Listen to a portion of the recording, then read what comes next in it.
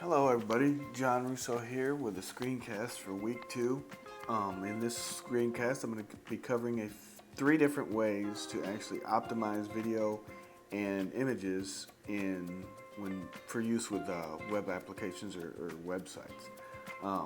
The first one I'm going to use is one that I use at my job all the time, and it's also something that we would talk towards the beginning of our classes here at Full Sail. I can't remember exactly which class it was, but it's actually using Photoshop to shrink an image and save it for web. So I'm going to go take this image. As you can see, it's 1.2 meg in size, and I'm going to go ahead and open it up with Photoshop. And as you can see, it's just a standard background. And say I wanted to use this for a background on a website for one of my schools that I service, I would just, obviously 1.2, the smaller the image, the better performance you're going to get out of the website. So what I'll usually do with all my images is I'll bring them up and I'll actually come here and resave them, and I would use the save for web settings. In this, you can actually look and see, you can compare the quality of the different formats to the original. And I'm colorblind, so they basically all look the same to me. I just look for size. So I'm going to go ahead and select the JPEG at 77 quality. I'm going to go ahead and select save. And I'm going to save it as something different in that same folder.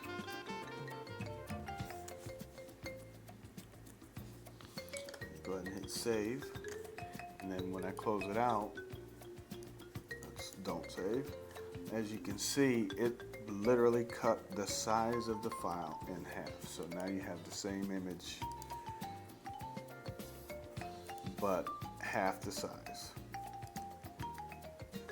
Me personally, like I said, I can't really see the difference as I'm colorblind, so that works for me.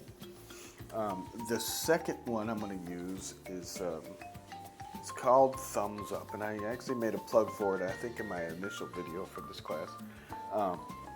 What it is we have schools that use a lot of photo galleries, and whenever you have photo galleries, normally the best way I've found to display them is using something like a thumbnail.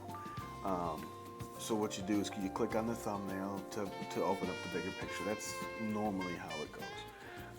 One way I've found is using this tool called Thumbs Up. You can actually download it for iMacs or for a Mac, and it's really cool. You go ahead and set the size of the thumbnail you want, or you can actually scale it. It's a great way for converting batch files.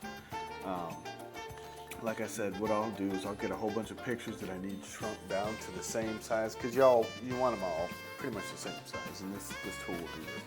So I have a bunch of pictures here in this closing folder, and I'm going to go ahead and select all of them. And as you can see, I'm going to go ahead and open up one of them. As you can see, it's a decent sized picture. All these are decent sized pictures. So if I wanted to link off to those, what I would do is I'd create a bunch of thumbnails. And the easiest way to do that is I'd go ahead and grab all of these, and I want them to be 150 by 125. So all you have to do is drag it, drop it on the Thumbs Up program, and as you can see, it will go ahead and it will generate all the thumbnails for you. And if you can go ahead and select each one, as you can see, a thumbnail has been created for each one. So you could actually take those thumbnails and use those to generate it.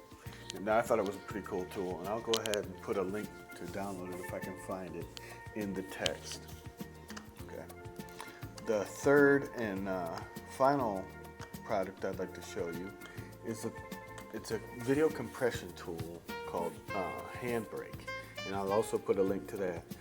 What it is, it's just a way to convert MP4s to smaller MP4s. You got some compression settings you could do. You could do WMV, AVIs, MOVs, and you just open up the program, and it's really user friendly. You can also have presets. For example, this video right here is 1.4 gig. I already have it selected here, so I'm going to go ahead and select it again. I'm going to go to the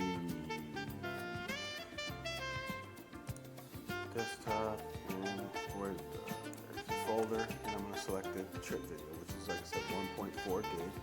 Go ahead and open that, and there's some settings here. I select web optimized, which shrinks it down and optimizes it for the web, obviously.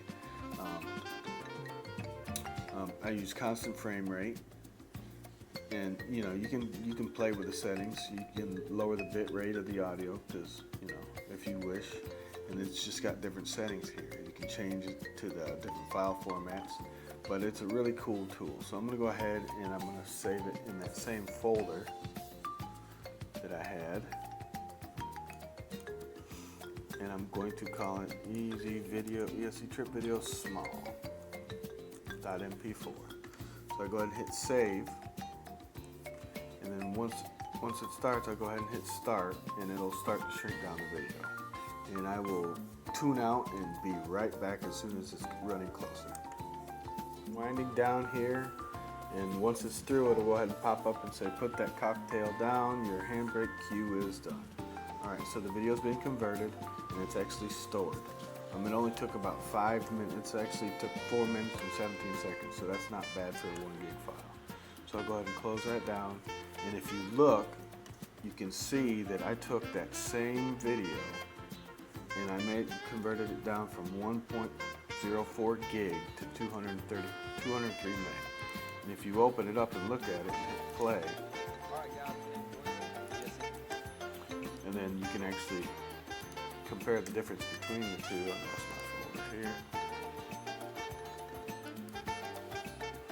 You can compare the difference between the two. It actually looks really good. And it's basically the same quality. So those are 3 different files. Those are 3 different methods I use for optimizing video and images. The first one being Photoshop, the second one being thumbs up, and the third one being handbrake. So I will put a link to the 2 of the 3 that are found on the web, and I hope you enjoyed my tutorial or my examples, and good luck with everything else. Take care. Thanks.